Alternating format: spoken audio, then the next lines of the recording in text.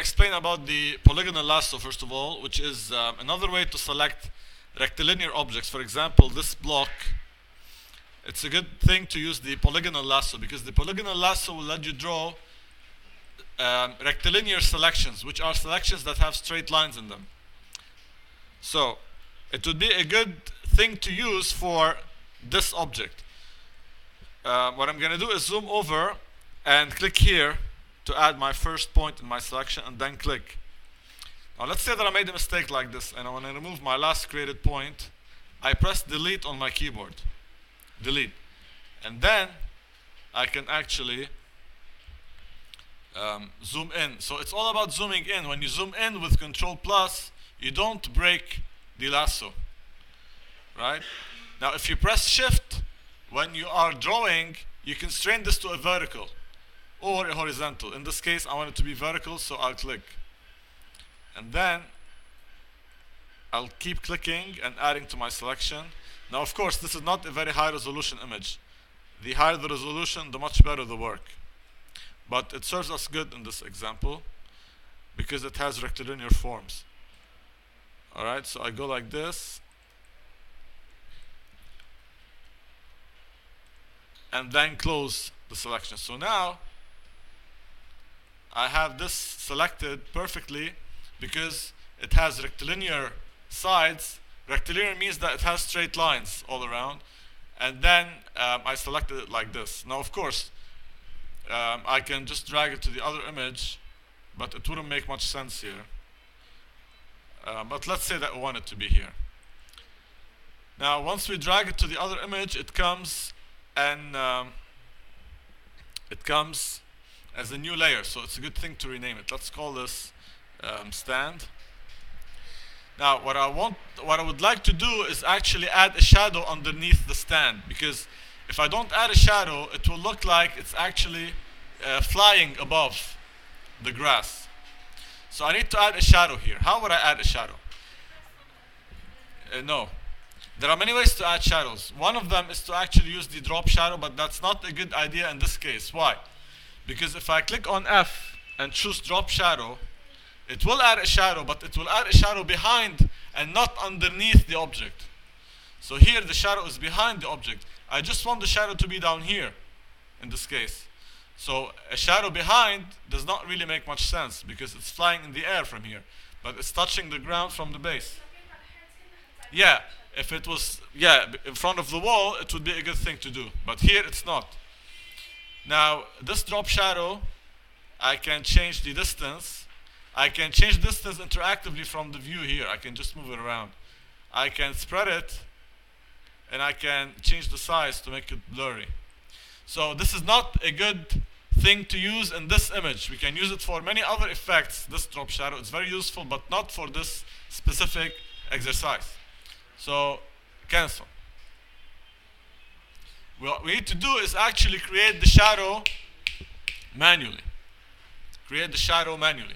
So how do we do this? We actually create a new layer underneath the stand. Let's call it stand shadow. Stand shadow. And you make another selection with the polygonal lasso. Something that resembles the base of the object.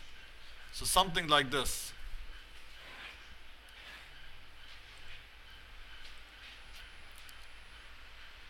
I can move the shadow around. Why? Because I am in a selection tool. Remember, when you are in a selection tool, you can move the shadow around, the selection around. When you are in the move tool, you would be actually moving the pixels, but because this layer is empty, I can't move anything. If I selected this layer, I can move this, but this is not what I want. So back to this layer. Here, I will actually choose select and feather to feather out the selection, say by 20 pixels. Why 20 pixels? Because I want the shadow to be very soft. I don't want it to be very sharp. And then I'm going to fill this with a black color. But here, it's using all layers. So if I click, I'll be filling up the color. If I uncheck use all layers, it will just fill within this layer. We talked about this before. Alright, so Control D now to remove the selection, and there. I shouldn't have a lot of shadow here at the base. I should not have a lot of shadow at the base, at the front of the base. I should have it maybe in the back. So I need to remove the shadow from the front. تغريد. I would make another polygonal lasso selection, something like this. And I'll bring it forward like that. And I'll press delete. And now the shadow will disappear from the front side. And then I don't want the shadow to be so black, because it's black. So what I can do is change the blending mode. We'll talk about blending modes in more detail later. But if I choose another blending mode, I would try them out one by one to see which one gives me a better thing. So here, soft light is a good thing. Let's see it from a distance.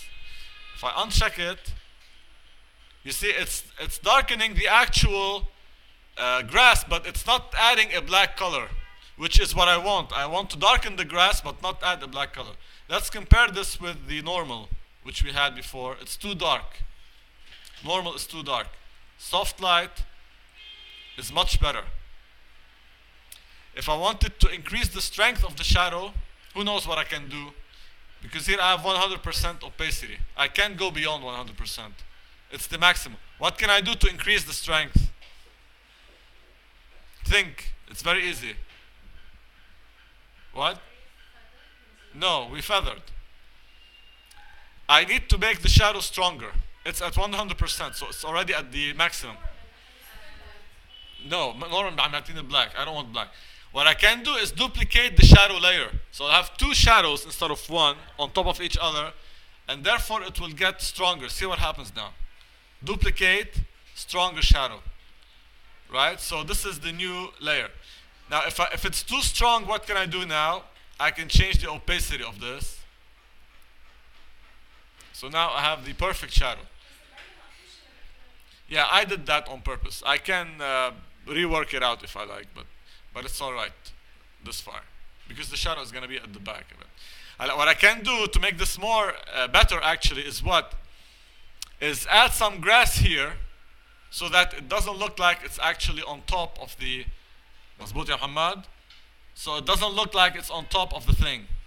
We learned how to add grass. Let's add some grass ourselves. Create a new layer above the stand. I'll go to my brush tool, right click, and choose the grass brush. Something like this, or maybe that. Reduce the size, and I need my foreground and background to be the same colors that I sampled from here. So I grab my foreground color and I select a green color from here. So that's the green. I grab my background color and I select a brighter green maybe. Something like this. So now these are the two green colors. So if I go like this now, alright, maybe we need darker. So let's make this closer to black. Alright, and yeah, let's paint something. Let's make this even darker, just to have some more variation.